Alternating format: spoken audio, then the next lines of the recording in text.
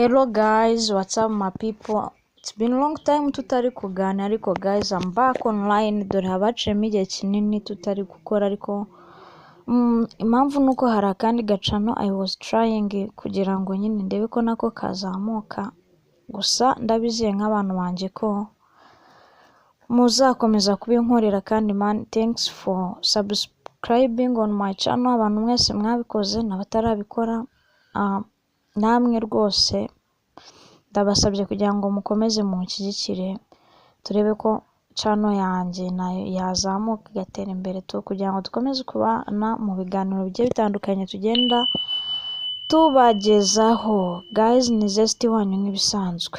So ngira ngo mwarabyumvisha abantu benshi, aya mafoto yose mwarayabonye na video mwarayibonye.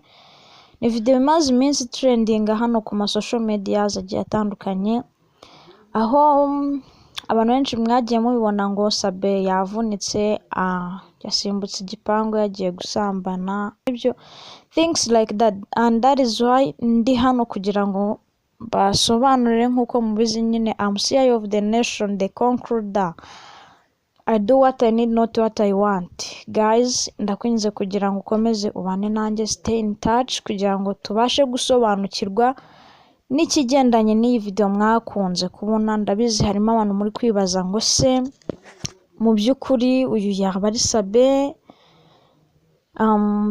ni koko yari yagiye gusambana, ibintu nk'ibyo. So nakomeje kugenda nshakisha amakuru, nyuma yaho muri iyi mihanda harimo saga nyinshi zigiye zitandukanye, uruganda rwose tubona rwabaye umwanda muri ino entertainment y'u Rwanda, ibintu nyine buri wese atari kubasha gusobanukirwa. Niyo mpamvu narindiriye ngo saga zibanze zigabanyuke kandi nkomeze ngende bacukumburira kugira ngo mubashe gusobanukirwa ibyo ari byo. Harimo saga za Yago n'abatiti, Yago n'abasabe, Yago n'abandi, ndetse ko hari no kuvuga ko muri uruganda habamo amarozi.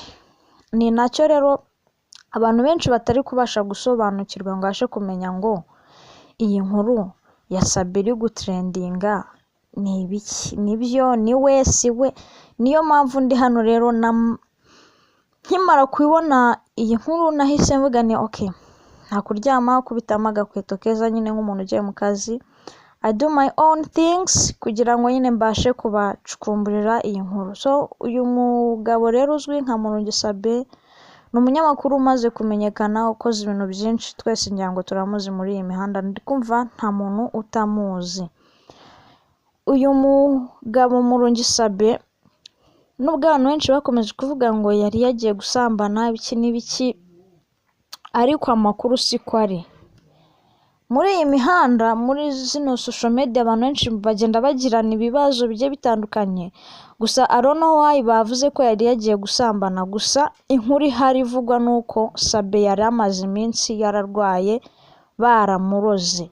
baramuroze aravunika. Hari ukuntu nyine umuntu arwara bakamuroga ibintu nk'ibyo akarwara tu. Nawe rero uyu mugabo yari amaze iminsi arwaye, yararwaye aravunika. Niyo mpamvu nyine mwamubonye ari hari ahantu yaguye, kweguka bitari gukunda. So abantu benshi muri kwibaza ngo niba koko yavunitse kubera iki uyu mukobwa ngwino ndebe wo mu mpanga ari we wagaragaye hano hantu ari kumwegura. Nagerageje kuvumbura impamvu, ngerageza kureba what and what, ibintu byose nyine ngo ndeba, ariko biranga. Ntabwo nabashije kumenya impamvu. Natekereje ko wenda yaba yahaciye nkaho, cyangwa se yaragiye muri interview, bafitanye interview, akaba ari we wabashije kuhagera bwa mbere akamwegura. Suka ari we wari ufite imbaraga nk'ukantu mwagiye mubitekerezaho, ahubwo nyine kuri mwebonye niko biri tu. Gusa Sabe yari amaze iminsi arwaye. Ikindi kintu nagira ngo mbamenyesheho kuri ibi bintu, kuri ibintu biri kubera muri zino entertainment, abantu benshi bagiye bafitanye ibibazo, ntiwamenya ngo bari gupfa iki. Gusa guys, twe turi kuzaho tukabireba just for fun, turebe, but wibuke ko aba bantu bose hano mani muri imihanda ni ubucuruzi. ntabwo namenya ngo ni iki kiri kujya imbere, gusa I think that man ibintu byose byabaye prank, ariko niba bafite n'ibyo bapfa bakicara bakabikemura bikarangira, maybe wasanga n'impamvu bari kuvuga ko yari yagiye gusambana ari ukugira ngo man banamusenyera. Abantu